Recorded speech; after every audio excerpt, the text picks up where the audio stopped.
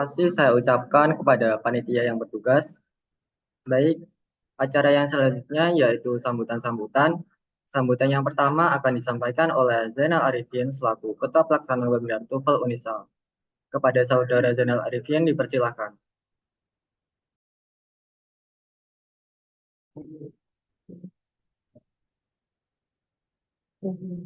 Baik, terima kasih Yoga selaku MC. Assalamualaikum warahmatullahi wabarakatuh. Salam, Om Swastiastu, Namo Buddhaya, Salam Kebajikan. Saya Zainal Arifin selaku Ketua Pelaksana Webinar TOEFL yang dilaksanakan pada pagi hari ini. Pertama-tama, saya ingin mengucapkan terima kasih kepada Allah Subhanahu wa Ta'ala yang telah memberikan rahmatnya sehingga kita bisa menyelenggarakan kegiatan ini. Saya juga ingin menyampaikan rasa terima kasih saya kepada narasumber yaitu Kak Ainun Fauzi dan tim panitia webinar ini. Terima kasih juga kepada semua peserta yang telah menyisihkan waktu berharganya untuk hadir di acara ini. Dalam kesempatan ini, saya akan membahas sedikit tentang acara webinar TOEFL yang akan kita gelar.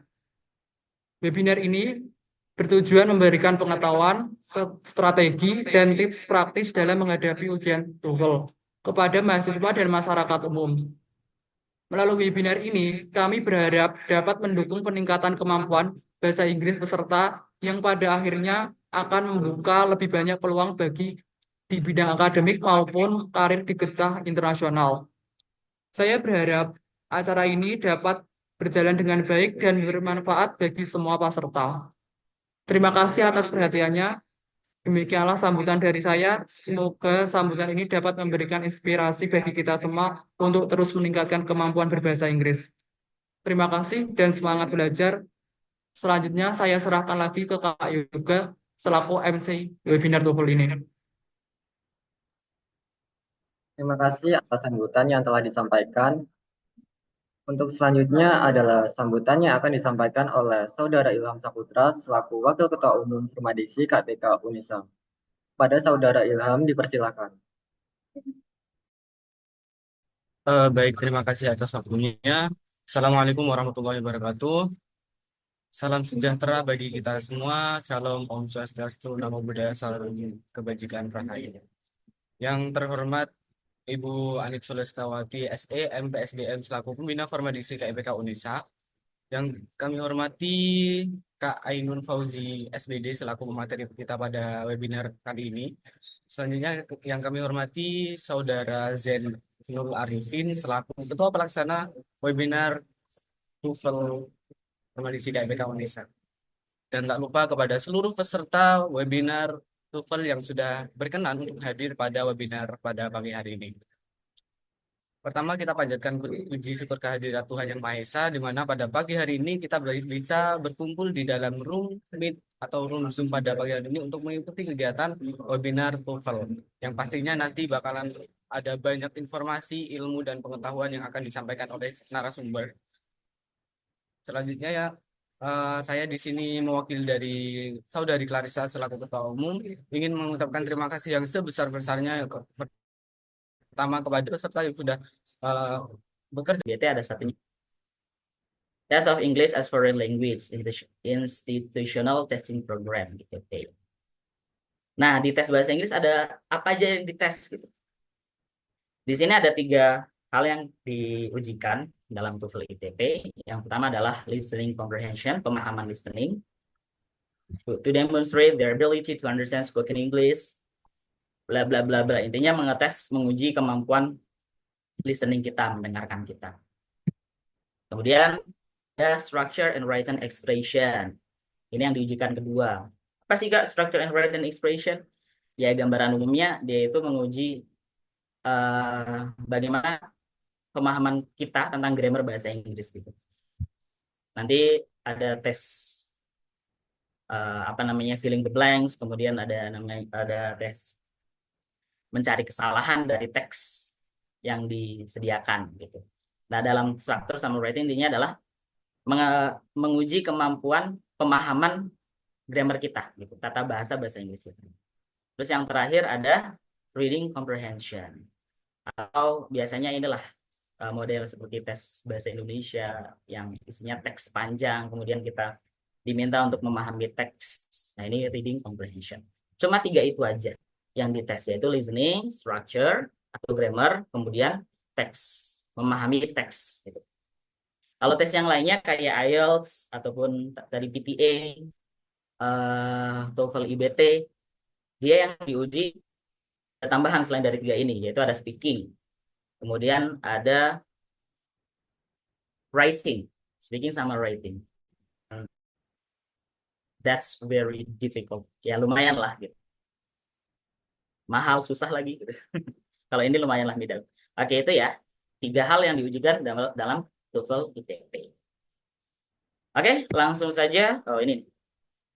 Soalnya ada berapa, Kak? Nih, soalnya. Wait.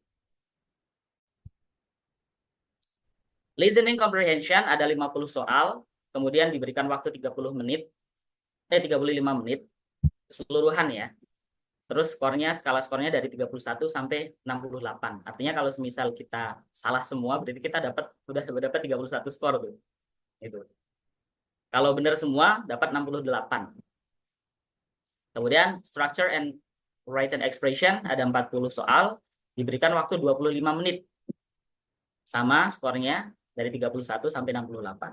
Kalau salah semua dapat 31. Makanya kalau teman-teman semua yang pernah tes TOEFL kemudian dapat skornya 310, itu berarti salah semua tuh. Atau mungkin 300 ke atas sedikit lah, mungkin itu benar 2, benar 3, benar 4 gitu. Kemudian ada reading comprehension, 50 soal, 55 menit. Skornya 31 sampai 67. Sama juga, kalau semisal tes yang readingnya ini salah semua, maka kita dapat 31 skor gitu. Oke, totalnya ada 140 soal, terus waktunya 115 menit. Nah, khusus yang listening comprehension ini 35 menit itu bukan waktu keseluruhan ya, tapi maksudnya bukan waktu kita ngerjain listening, kemudian dibatasi waktu 35 menit semuanya, enggak. Tapi ini adalah total keseluruhan apabila kita menjawab dari masing-masing soal itu maksimal waktunya. Karena dari masing-masing soal listening, kita hanya diberikan waktu 12 detik. 12 detik untuk menjawab soalnya. Oke, next. Check it out. Section 1. Kita langsung aja ya ke pengenalan masing-masing bagiannya, masing-masing partnya dari tiga hal yang dites tersebut. Listening comprehension. Ini hal yang pertama diujikan. Nah, ini bagian ini mengukur kemampuan peserta untuk memahami percakapan dan dalam bahasa Inggris yang diucapkan secara alami, berlangsung sekitar 30 menit. Kemudian dari 3 part. Nah, tadi kan TOEFL 3 section, ada 3 section. Kemudian di listening juga ada pembagiannya, ada partnya. Listening comprehension ada 3 part. Part apa aja? Ada short dialogue atau short conversation gitu. Dialog singkat, conversation singkat. Terdiri dari 30 dialog, diikuti 1 pertanyaan pada setiap dialognya. Peserta mendengarkan percakapan singkat antara 2 orang, biasanya percakapan sehari-hari atau di lingkungan akademis.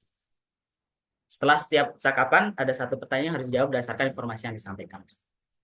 Pertanyaan biasanya terkait dengan ide utama, maksud pelajaran, atau informasi spesifik dalam percakapan. Hanya diberikan 12 detik untuk menjawab setiap pertanyaan. Di short dialog ini, dialognya benar-benar singkat karena terdiri dari 2 orang yang hanya jawab lah gitu. Mengucapkan terima kasih dan apresiasi kepada seluruh dan biasanya yang menyiapkan acara pada hari ini. Dan kami dari selaku pihak penyelenggara Sri mohon maaf. Suaranya itu. Dan ulang lagi ya. Dan biasanya sampai mana tadi? 2 orang ya, 2 orang bicara, tanya jawab, dan biasanya cuma 1 pertanyaan dan 1 jawaban. Misal ada, dan juga speakernya itu pasti laki-laki dan perempuan. Entah itu laki-laki yang duluan atau perempuan yang duluan, tapi pastinya laki-laki dan perempuan. Karena untuk membedakan suara. Misalnya ada 1 perempuan ngomong, "How are you?" Nanti yang Pria menjawab, I'm great, what about you? Gitu. Sesingkat itu. Oke, dan waktunya hanya 12 detik ya untuk menjawab pertanyaan. Jadi nanti disajikan dialognya dulu, listeningnya, kemudian setelah dialognya selesai akan ada pertanyaan. Dan selama dialog itu kita akan disuguhkan dengan jawaban yang ada di teksnya. Gitu. Oh iya, untuk mode teks, mode apa namanya, tipikal tesnya itu ada dua, online dan langsung di tempat. Kalau saya rekomendasikan nanti online aja ya. Oke, next. Kemudian part B ada conversation atau longer conversation. Kalau yang tadi itu yang di short conversation atau dialog itu cuma percakapan dua orang dan satu pertanyaan, satu jawaban. Kalau yang longer conversation dia akan bercakap-cakap lebih panjang gitu. Mungkin bisa 3 pertanyaan, 3 jawaban gitu. Misal, how are you? I'm great. What about you? I'm fine. How do you think about the examination yesterday? Oh, that's very awful. I like it so much. Bla bla bla segala macamnya. Itu nanti akan lebih panjang conversation-nya. Tetap cuma 2 orang aja, laki-laki dan perempuan, tapi percakapannya akan lebih panjang sedikit. Ini ya. Sama juga hanya diberikan waktu 12 detik untuk menjawab setiap pertanyaan. Ada 8 sampai 10 soal dalam part B. Kalau yang tadi part A itu 30 soal. Kalau part B 8 sampai 10 soal. Next, ada part C, hosts or lecturers. Ini monolog, lebih ke monolog. Terdiri dari 3 talks, 3 monolog, yang biasanya dia bahas sendiri, dia satu dosen mungkin, yang biasanya ya, itu satu dosen ngejelasin tentang materi, tapi full dia ngejelasin sendirian gitu. Nah, kita disuruh mendengarkan tuh. Nah, ini biasanya isinya berhubungan dengan situasi akademis, hasil penelitian, sejarah, dan lain-lain. Kalau sejarah biasanya hubungannya sama Amerika. Dan kita suruh mendengarkan biasanya 2 sampai 4 menitan. Nanti setelah monolog selesai, ada beberapa pertanyaan. Kalau yang tadi part A itu satu dialog, kemudian ada satu pertanyaan. Kalau yang part B, satu dialog panjang, nanti ada diikuti 3 sampai 4 pertanyaan. Nah, yang part C juga sama nih. Satu lecture, satu ceramah, terus nanti diikuti 3 sampai 4 pertanyaan. Juga pertanyaan diberikan 12 detik untuk menjawabnya. Ada 10 sampai 12 soal dalam part C.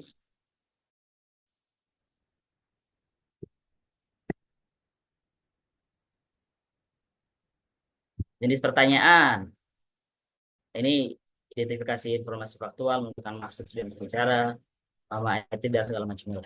Action probably take place. Kira-kira gimana? Flowers. Flowers itu hubungannya sama florist shop. Florist shop. Bisa aja sih di garden, tapi yang paling mungkin adalah yang paling mendekati mungkin ya. Bisa aja di bakery beli bunga gitu kan. Bisa aja di grocery store beli bunga. Tapi yang paling mungkin adalah florist.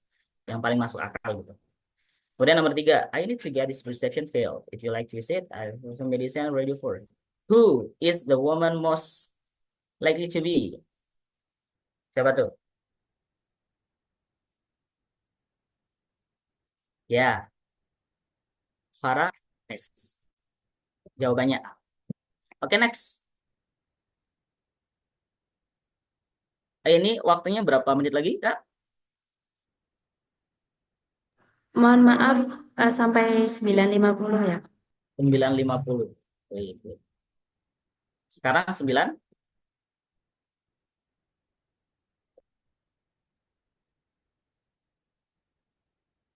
Wah, sebentar lagi ya. Oke, expression of agreement, ungkapan kesetujuan. Ini singkat-singkat aja ya. So do I'll say, gitu. Ini yang muncul. It's going to take forever, get home, it's soon time, bla bla bla. Ini contohnya nanti mungkin kalian bisa kerjain ya. Kita langsung next. Ini contoh dari expression of agreement, ungkapan kesetujuan. Let's go back to pretest.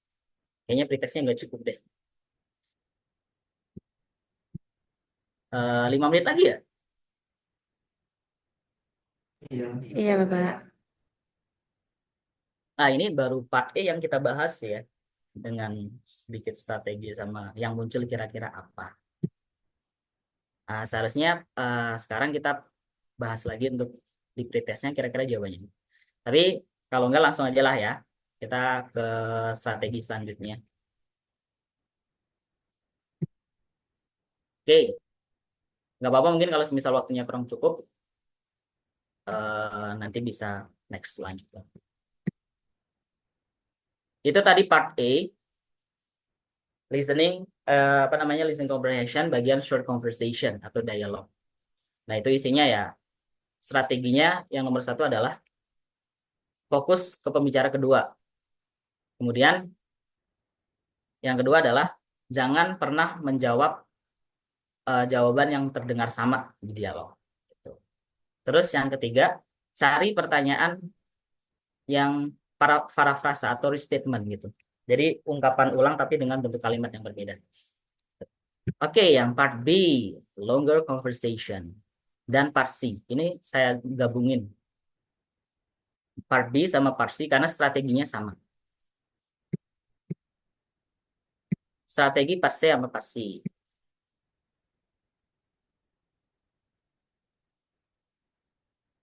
Ini yang paling penting ini sih, nomor 2. Nomor 1-nya jika ada waktu, jawaban part B, cobalah untuk menebak. Nah ini, wait, ini penting semua, sorry.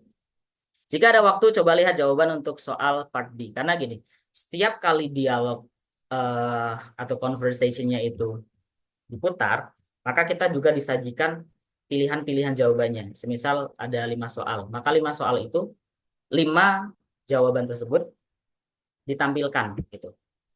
Jadi selagi conversation-nya berjalan, kita dengerin, kita diperbolehkan untuk membaca jawaban-jawabannya. Maka pada kesempatan itu kita harus menebak pertanyaan yang mungkin muncul di setiap jawabannya. Karena biasanya walaupun jawabannya disediakan, tapi pertanyaan itu nggak ditulis gitu. Pertanyaannya nggak tertulis. Pertanyaan akan muncul di naratornya nanti gitu. Maka sambil dialognya berjalan, kita nebak nih, wah kira-kira dari bentuk jawaban-jawaban di bawah ini pertanyaannya apa? Itu ya. Terus yang kedua, temukan topik utama yang dibahas dalam percakapan. Nah, ketika narator atau speaker berbicara, kita langsung harus nyari memperhatikan kalimat pertama. Kira-kira topik utamanya apa? Karena biasanya dari kalimat pertama langsung ke gambar keseluruhannya itu. Kalau dalam part B sama part C ini. Biasanya dia juga nyebutin, we are going to discuss about this topic bla bla bla bla. Kalau semisal topiknya udah ketemu, temanya udah ketemu, maka kita akan ke gambar nih, wah dia bakal bicara ini. Terus yang ketiga, pertanyaan biasanya berurutan sesuai dengan audio. Nah, pertanyaannya bakal berurutan sesuai dengan urutan audionya. Ketika speakernya ngomong topik di awalnya itu A, maka pasti pertanyaan yang pertama A. Gitu. Terus topik yang kedua itu B, maka pertanyaan juga B, seperti itu. Nah, strategi part B sama part C itu kebalikan dari part A. Kalau part C sama part B itu temukan jawaban dengan kata-kata yang terdengar sama. Kalau tadi part A kan jangan ya. Kalau part C sama part B itu malah kita harus temukan jawaban yang terdengar sama gitu. Karena di sini nggak ada restatement. Di part B sama part C nggak ada restatement. Hanya part A aja yang menggunakan parafrasa dalam jawabannya. Tuh. Ini seharusnya kita latihan menebak pertanyaan nih. Kan gini, ketika nanti narator berbicara, kita disajikan jawaban opsi jawabannya, maka pertanyaannya kita harus tebak, kita kira-kira ini bakal nanyain apa ya dari opsi jawaban ini gitu. Dari opsi jawaban ini kira-kira nanyain apa ya?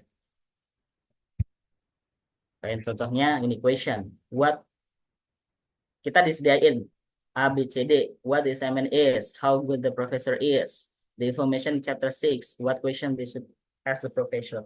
Nah, kita nebak-nebak nih, kira-kira nanyain apa ya? Apakah what kah, atau how kah, atau where kah? Contohnya question 2 lagi, 6 pages, 6 chapters, 60 pages, the 6th chapter. Kita udah dapat pola dari jawabannya. Kira-kira pertanyaan yang bakal muncul itu apa gitu? Coba boleh dicoba teman-teman yang mau nyoba jawab dari ini.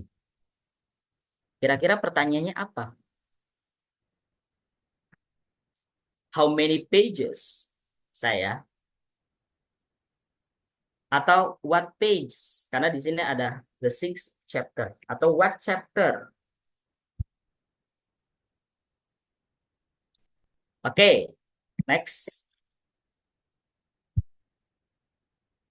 Nah, ini masih menebak pertanyaan. Nah, part B sama part C, kita harus latihan menentukan topik. Dari pembicara, kalimat pertamanya kita langsung simpulkan, ini kira-kira topiknya apa ya? Contohnya di sini, listen to the conversation between two students. What did you think of that history exams? That was the hardest exam I ever seen. And it wasn't just hard, it was long. Kira-kira temanya apa? Karena bakal ada pertanyaan itu. What does the man and woman talk about? What did the woman and man talk about? They talk about hard and long history exam. So, nanti jawabannya seperti itu.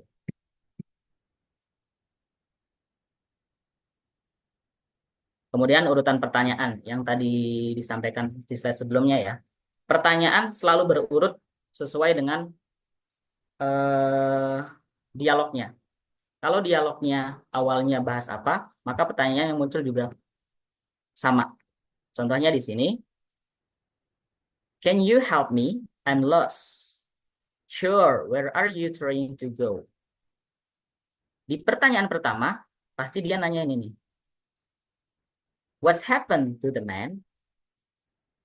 Kemudian, di pertanyaan kedua, yang ditanyakan pasti line setelahnya. Line selanjutnya. Nggak mungkin, jadi intinya adalah, nggak mungkin pertanyaan 2 itu jawabannya ada di dialog line pertama. Atau sebaliknya, pertanyaan 1 jawabannya ada di dialog line kedua. Gitu. Jadi untuk TOEFL listening ini, dia nggak terlalu memperumit pasti jawaban dengan memberikan jawabannya ada di mana-mana gitu kan. Nggak terlalu memperumit itu. Makanya intinya kalau dalam strategi part B sama part C, kita harus fokus dengarkan. Kita lihat jawaban yang terdengar sama, itu pasti jawabannya. Yang terdengar sama dari dialognya atau monolognya, itu pasti jawabannya. Sebaliknya tadi part A. Kalau part A, kita harus hindari jawaban yang terdengar sama. Baik, Kak. Mungkin sudah selesai ya untuk sesi penyampaian materinya. Oke, mungkin gini ya, sebenarnya ini apa namanya strateginya itu dari part A, part B sama section 1, section 2 sama section 3 itu banyak banget saya masukin. Tapi karena keterbatasan waktu nggak apa-apa, nanti bisa di seksi sharing ya, ataupun lain waktu kalau misalnya ada kesempatan. Oke, mungkin untuk kali ini hanya bisa membahas di listening comprehension.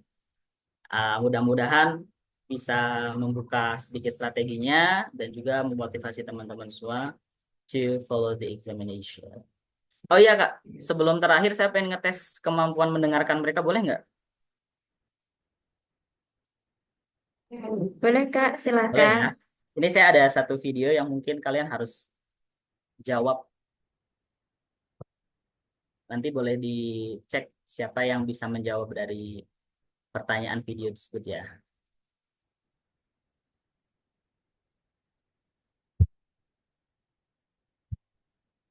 Wait. Ya. Jadi nyeri punggung itu mulai dari pertama juga kita. Oke, gini.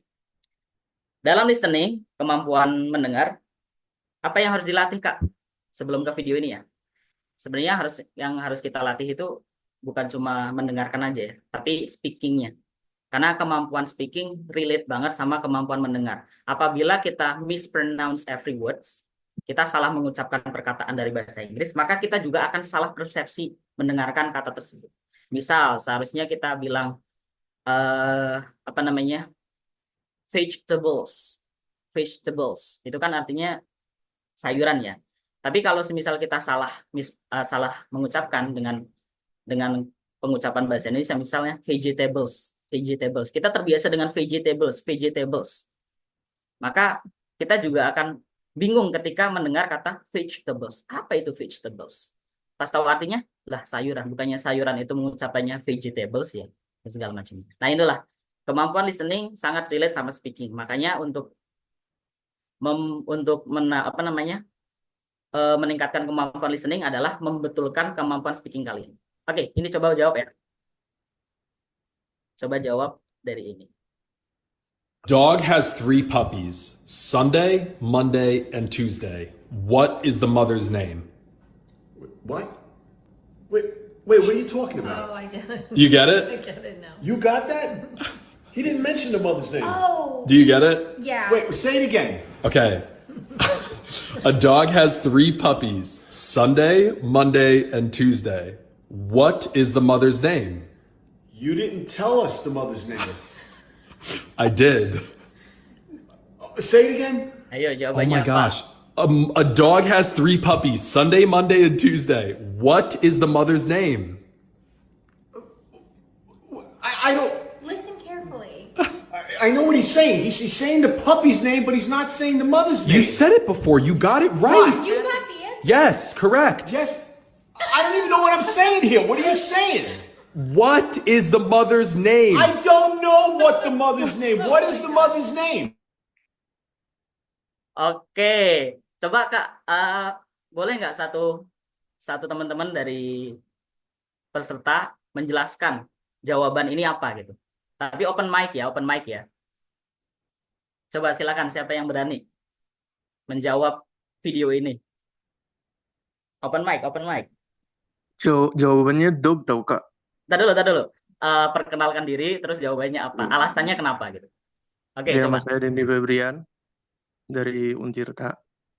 Dari pertanyaan yang Kak Inun lihat ke kami, Mm-mm. di sini kan ada kalimat a dog has 3 puppies Sunday, Monday, and Tuesday.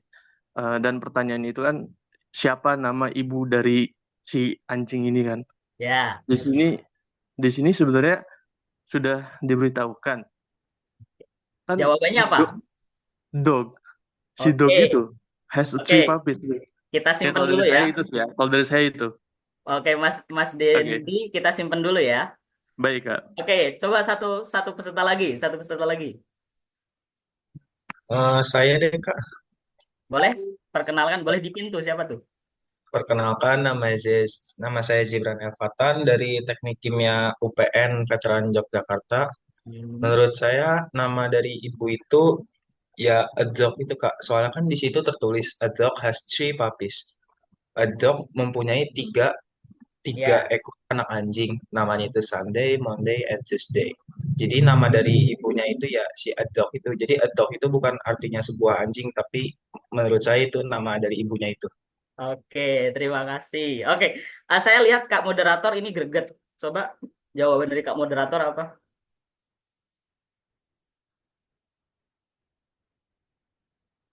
Apa Kak Moderator? Ayo. Sepertinya jawabannya what. Kenapa Kak? Alasannya. Karena setelah kalimat itu nggak ada tanda tanya, bukan pertanyaan. Oke. Jadi dari 3 peserta, jawaban sebenarnya adalah yang benar adalah Kak Moderator.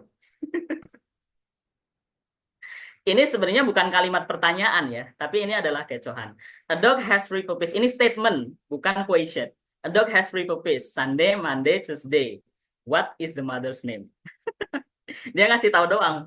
Nama ibunya adalah what. Gitu. Oke. Kenapa? Pertanyaannya sekarang gini. Kenapa saya setelkan video ini? Karena kemampuan listening bukan hanya sekedar listening saja ya, tapi thinking skill-nya juga. Jadi kita akan dihadapkan dengan kecohan-kecohan dari listening tersebut dan kita harus berpikir apa ya jawabannya. Ya walaupun tipikal soalnya nggak bakal seperti ini ya dalam tes TOEFL. Oke, maybe that's it.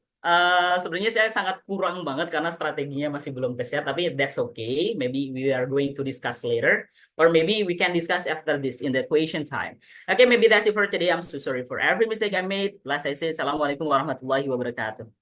Waalaikumsalam warahmatullahi wabarakatuh. Terima kasih, Bapak. Thank Saya nggak you. bisa.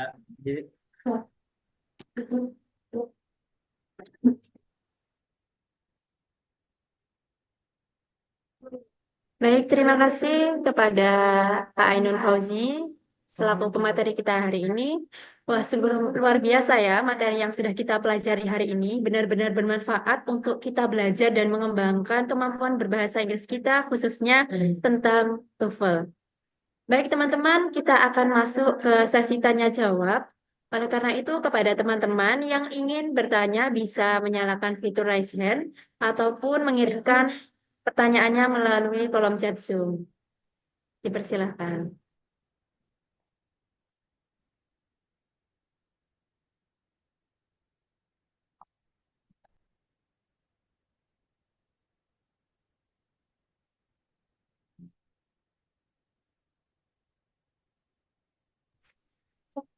Baik, untuk penanya pertama, untuk Kak Bobi Mahardika, dipersilahkan untuk menyampaikan pertanyaan.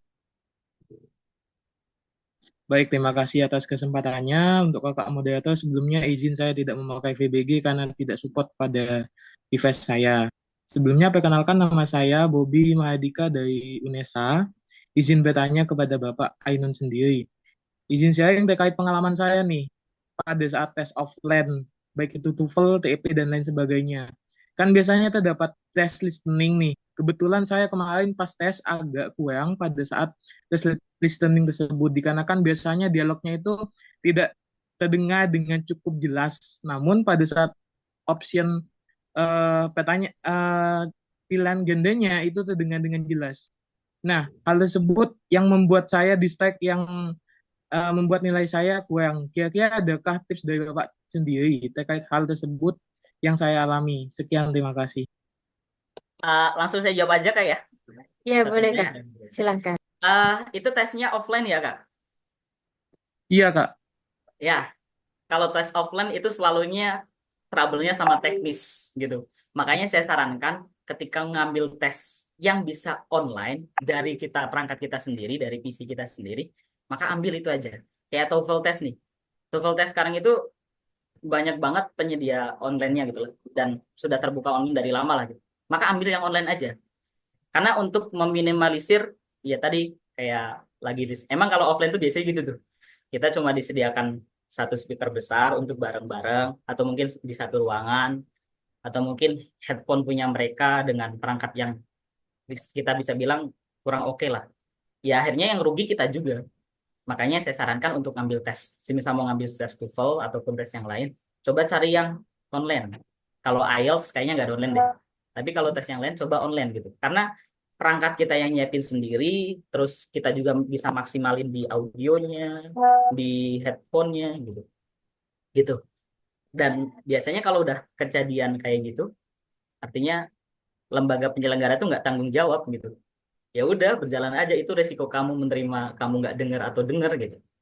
Saya sarankan ambil tes online gitu, karena tes online lebih mudah, kita daftarnya bisa kapan aja, dan lembaga resmi penyelenggara tes TOEFL itu banyak.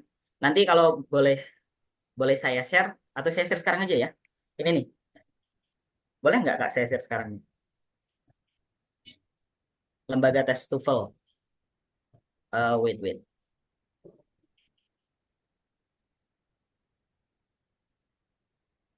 Jadwal, kalian bisa klik sih di Google tuh, jadwal tes TOEFL ITP online.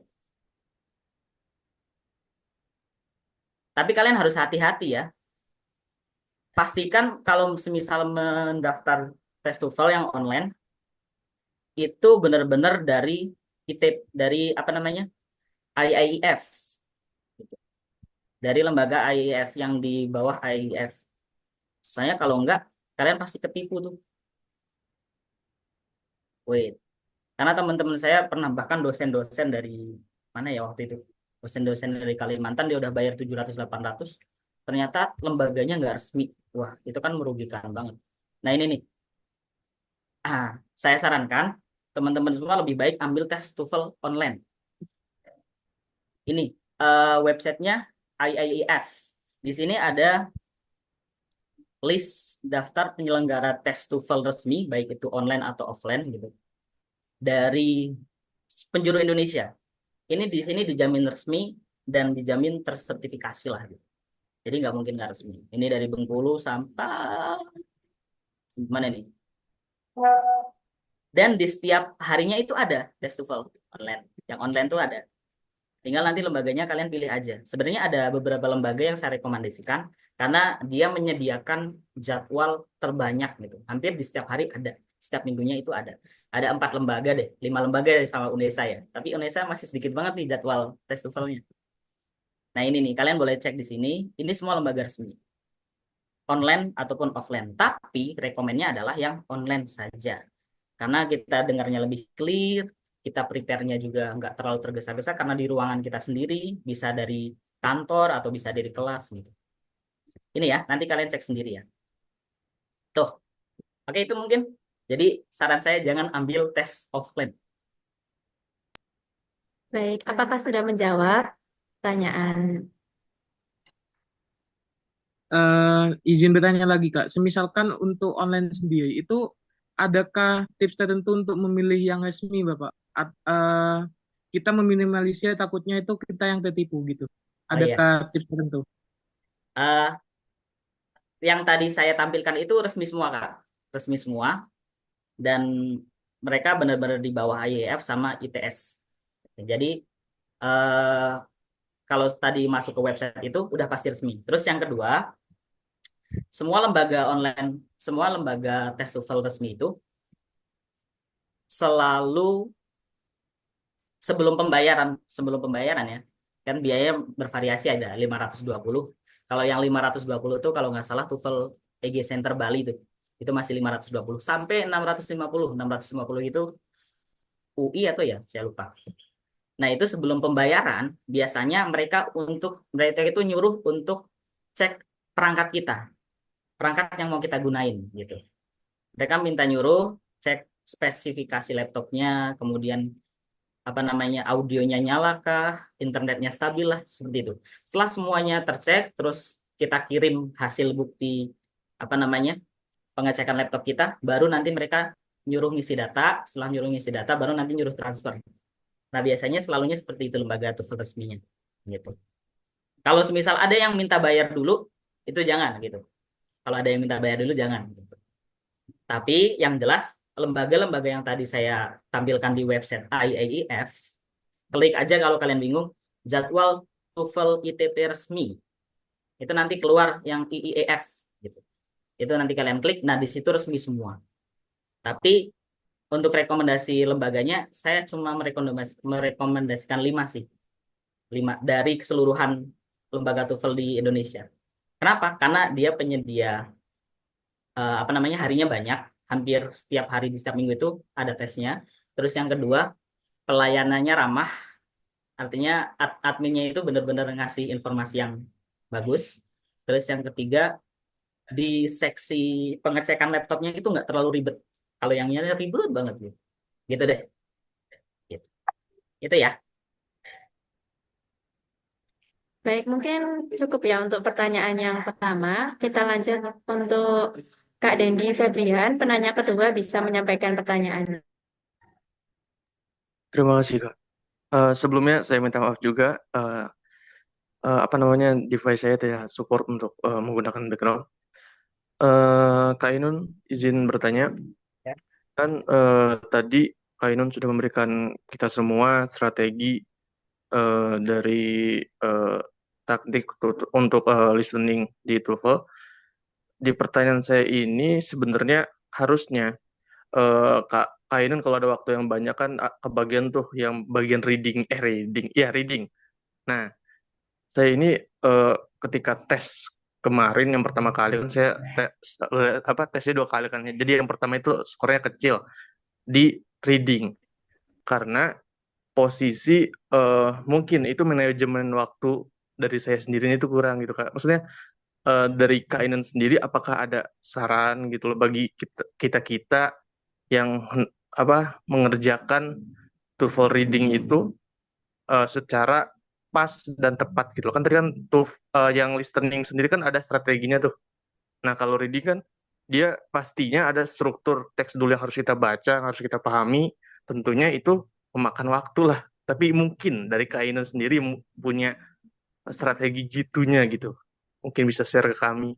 Karena waktunya kan kurang cukup nih. Jadi dari pertanyaan ini mungkin bisa dijawab. Terima kasih. Oke,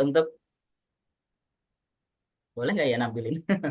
Jadi untuk yang reading sama structure itu ada strateginya Kak. Walaupun kalau untuk yang kita bahas structure dulu ya. Structure sama written itu dia nggak ada strategi khusus kayak yang tadi listening, tapi dia adalah strategi mencari jawaban gitu. Jadi bukan triknya. Kalau reading itu ada strateginya. Yang pertama ini, saya tes TOEFL berkali-kali itu nggak pernah baca teks keseluruhan gitu. Kenapa? Karena strategi pertamanya adalah ketika teks disediakan kita jangan fokus ke teks, kita fokus ke soal dulu. Apa nih yang ditanyakan? Setelah kita tahu apa yang ditanyakan, maka kita langsung skimming. Dan biasanya kalau yang online ya, yang tes up-nya kan, itu pasti ditunjukkan paragrafnya dengan di blok hitam biasanya itu. Paragraf ini atau mungkin paragraf kedua itu. Jadi kita lebih gampang tuh kalau yang online tuh. Nah gitu ya. Strateginya yang paling utama adalah jangan pernah membaca teks terlebih dahulu. Kita cari yang ditanya itu apa. Kalau udah tahu pertanyaannya apa, baru kita skimming ke teksnya. Dan langsung to the point ke paragrafnya. Kira-kira paragrafnya apa? Kalau nggak ketemu paragrafnya ya, kita cari kata yang ditanyakan tersebut. Langsung skimming, oh ini ada katanya nih. Langsung cari maknanya. Nah seperti itu. Bahkan gini, ada teman-teman saya yang ngeluh, saya itu kalau tes TOEFL dapatnya kecil karena saya nggak paham topik yang ditulis gitu, yang di teksnya itu saya nggak paham. Itu nggak penting gitu, karena tugas kita itu bukan bukan apa namanya bukan ditanya tentang pemahaman kita tentang topik tersebut, tapi kita cuma disuruh mencari jawaban dari teks tersebut, teks yang disediakan. Mau itu topiknya tentang nuklir, tentang surga, tentang neraka, itu it doesn't matter gitu lah. Gitu. Terus strategi kedua, sebenarnya list pertanyaannya banyak, tapi saya lihat kebanyakan dari setiap teks itu ada yang menanyakan ini apa namanya, what is the closest meaning gitu, kata yang sama atau sinonim lah gitulah, sinonim dari kata tersebut. Biasanya itu ada 3 sampai 4 pertanyaan. Nah kita cari apa namanya pertanyaan yang mudah terlebih dahulu gitu. Kita cari yang closest meaning itu tuh. Yang ditanyain sinonim kita cari dulu tuh.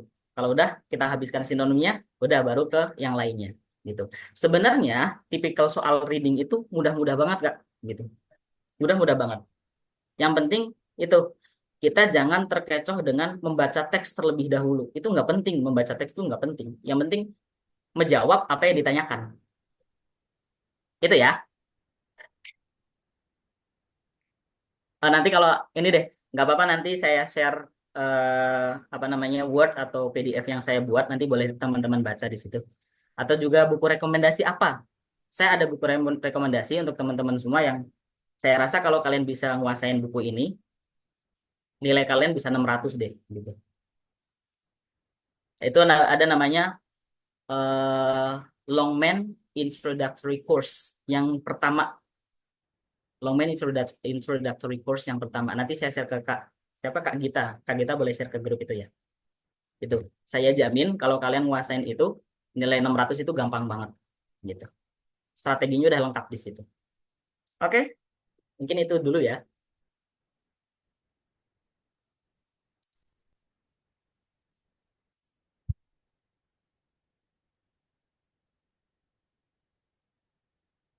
Ada lagi pertanyaan yang lain? Saya Pak. Moderator, boleh itu nggak? Udah nggak apa-apa, langsung aja. Baik, silakan. Ya, Ya, sebelumnya perkenalkan nama saya Jibran Elfatan dari UPN Veteran Yogyakarta. Saya ingin bertanya Pak, saya itu sebenarnya sering banget dalam reading bahasa Inggris itu sebenarnya saya ngerti topiknya apa yang dibicarain. Tapi kalau dalam speaking itu kadang saya masih bingung saya mau ngomong apa, gimana verb-verbnya. Nah, itu sebenarnya permasalahannya itu di mana ya, Pak? Dan kalau boleh saya tahu, dulu Bapak waktu belajar bahasa Inggris itu otodidak atau by text buku gitu ya, Pak? Terima kasih. tadi pertanyaan speaking ya. Iya Pak, kadang saya itu masih kayak bingung gitu kalau speaking English tuh mau ngomong apa, gimana Oh, tata ya. urutannya, gimana verb-verbnya gitu. Oh iya. Berarti di luar TOEFL ya, tapi nggak apa-apa. Eh, yang pertama, sebenarnya kalau untuk speaking sendiri ya, mau nggak mau kita harus paksa diri kita ya. Paksa diri kita untuk ngomong se ya apalah apapun yang mau diomongkan gitu. Entah itu nanti kita ngomong sendiri. Kalau saya pribadi dulu belajar bahasa Inggris ya, saya lebih suka ngomong sendiri daripada ngomong sama teman. Karena nggak ada teman gitu. Karena nggak ada teman yang ngomong gitu. Saya ngomong sendiri, saya coba hafalin satu topik, saya baca satu teks, kemudian saya coba hafalin, habis itu saya coba presentasikan dengan diri sendiri gitu.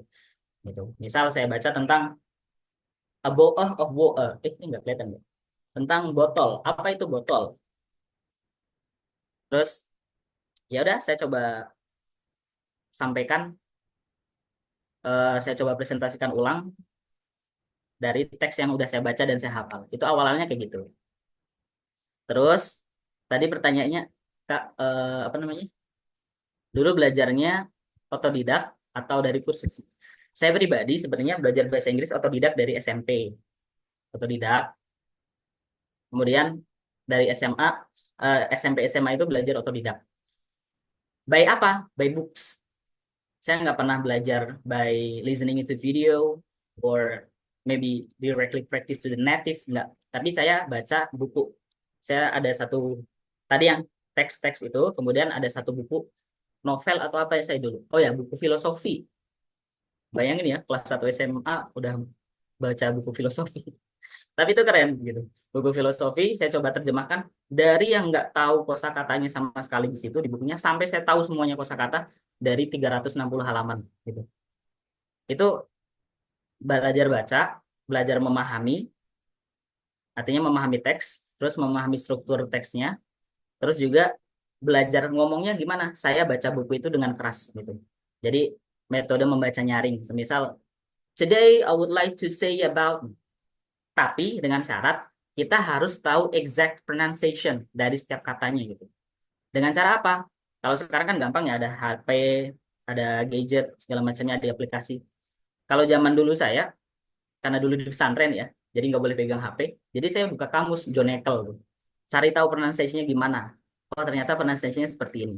Oh ya udah, misal take, itu ngucapinnya gimana sih? Take atau take. Oh, ternyata bukan take, bukan take, tapi take. Take. Ada ledakannya, ada nya. Nah, itu seperti itu.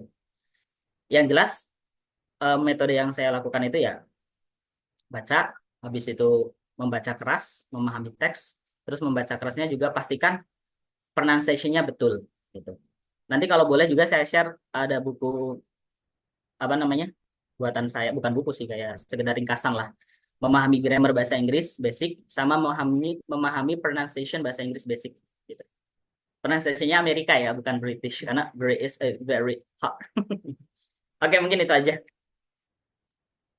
Baik, apakah sudah menjawab untuk peserta? Sudah Kak. Baik, mungkin mohon maaf karena waktu untuk sesi tanya jawab sudah berakhir. Untuk pertanyaan yang ada di kolom chat, apakah Kakak berkenan untuk nanti dijawab via chat begitu? Boleh. Via chat WA ya. Baik, terima kasih. Alhamdulillahirrabbilalamin. Penyampaian materi dan sesi tanya jawab webinar TOEFL kali ini sudah selesai. Sedikit rangkuman tentang materi hari ini. Tadi tentang untuk tes TOEFL itu ada beberapa section. Kemudian untuk section pertama itu adalah listening comprehension. Kemudian seksinya kedua structure and written expression. Kemudian yang ketiga adalah reading comprehension.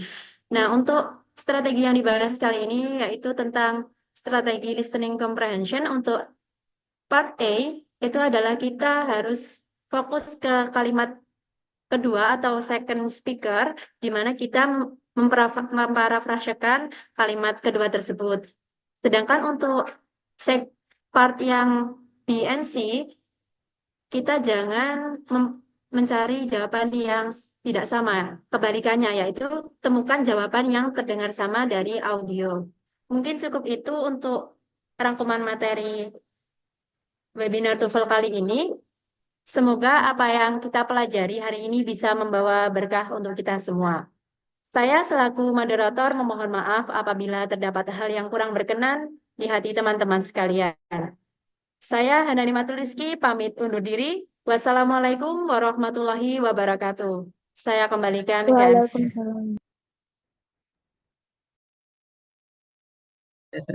Terima kasih.